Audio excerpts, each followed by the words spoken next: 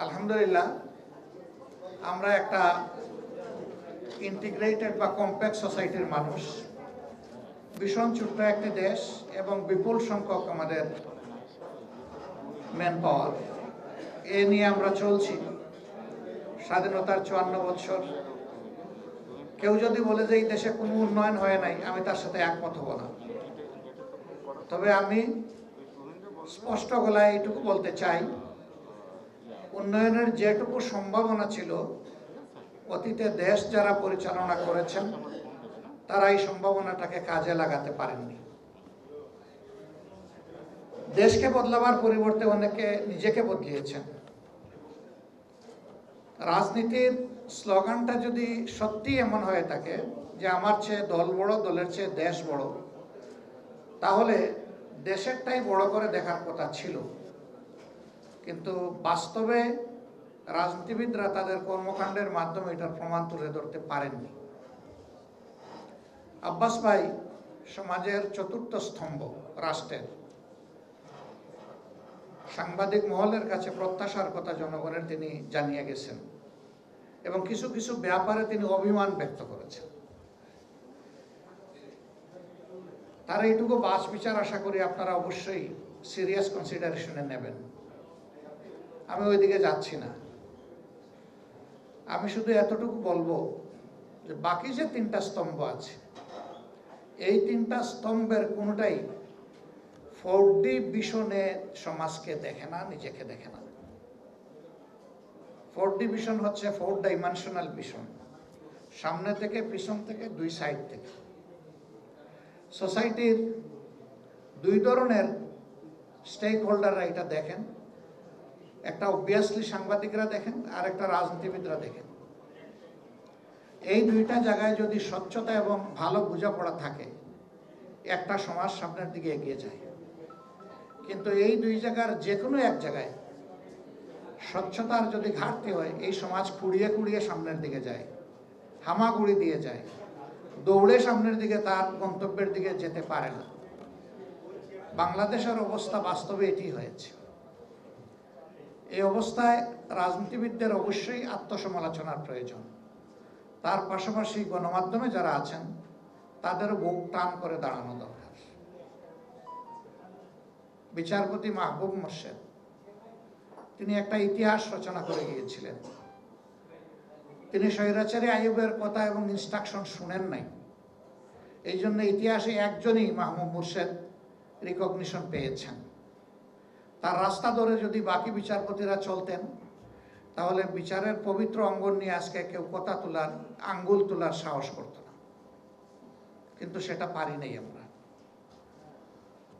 ঠিক সাংবাদিকতার ক্ষেত্রেও তো এমন উজ্জ্বল নক্ষত্র রয়ে গেছেন। এই দেশেই, এই সমাজেই তো তার উদাহরণ আছে। আমরা খুবই এনকারেজ করি।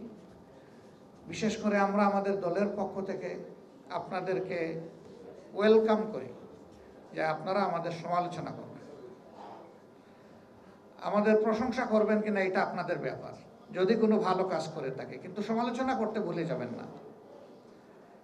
আপনার সমালোচনা আপনার ভাষাই করুন, আপনি যে ভাষাটা পছন্দ করেন। আপনার কৌশলে আপনি করুন, যে কৌশল আপনি নিজের জন্য, আপনার গণমাধ্যমের জন্য উপকারী মনে করেন। তবে সব কিছুর উপর দিয়ে আমরা যেন দেশের স্বার্থটাকে বিবেচনায় রাখি। যদি সেটা রাখি, তাহলে এই সমালোচনা আমাদের সংশোধন এবং আমাদের পরিমার্জনে আমাদেরকে অবশ্যই সহযোগিতা করবে। আমরা সেটাই চাই। এই জন্যে আমরা খোলা মনে এবং ঝাড়া গলায় বলি যে আপনারা সাদাকে সাদা বলার আর কালোকে কালো বলার যে পবিত্র দায়িত্ব নিয়ে এই অঙ্গনে এসেছেন, আপনারা মেহরবানি করে অন্য কার ক্ষেত্রে কি করবে না করবেন, আমাদের ক্ষেত্রে করবেন। আমরা ভুলের ঊর্ধ্বে নই।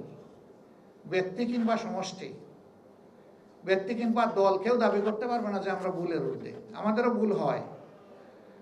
আপনারা যদি দর্পণ হয়ে থাকেন, তাইলে আপনাদের কাছেই তো ভুল আমাদের ধরা পড়বে। এই জন্য আমরা আমাদের ব্যাপারটা আপনাদেরকে বিশেষভাবে অনুরোধ করে গেলাম এবং এটি সকলের ক্ষেত্রেই প্রযোজ্য হওয়া উচিত। সংবাদপত্রের দুটি দিক থাকে, একটা নিউজ আর একটা ভিউজ। নিউজটা মেহরবানি করে অবিকল ডেলিভারি দেন, আর ভিউজে আপনি যা চান সেটা তুলে ধরেন। আপনারটা যে পছন্দ করবে সে কবুল করবে, যে পছন্দ করবে না সে গ্রহণ করবে না।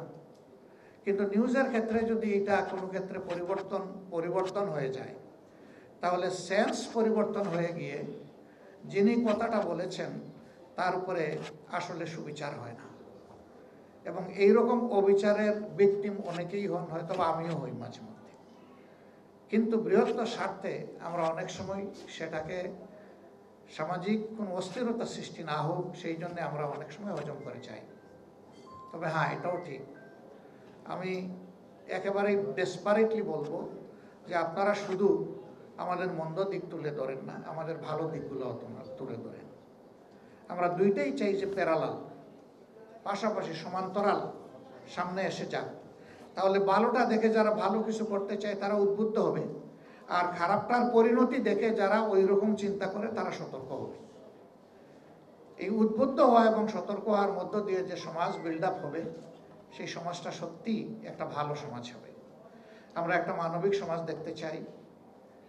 সেই 47, 52, 71, 24 এবং তার মাঝে আরও ছোট অনেকগুলা অধ্যায় বাংলাদেশকে অবজার্ভ করতে হয়েছে, উইটনেস করতে হয়েছে।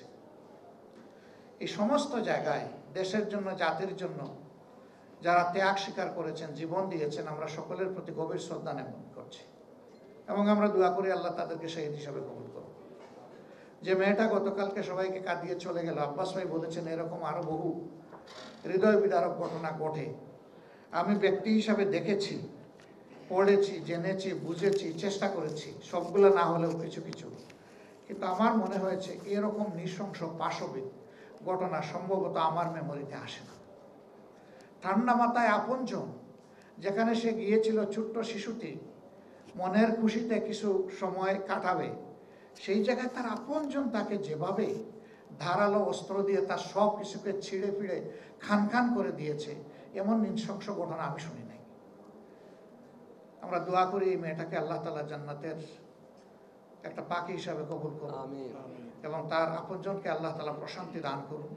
সারা দেশবাসী কষ্ট পেয়েছে, সারা দেশবাসীকে এখান থেকে শিক্ষা নিয়ে আগামীতে এই ধরনের অপকর্মের বিরুদ্ধে সোচ্চার হওয়ার এবং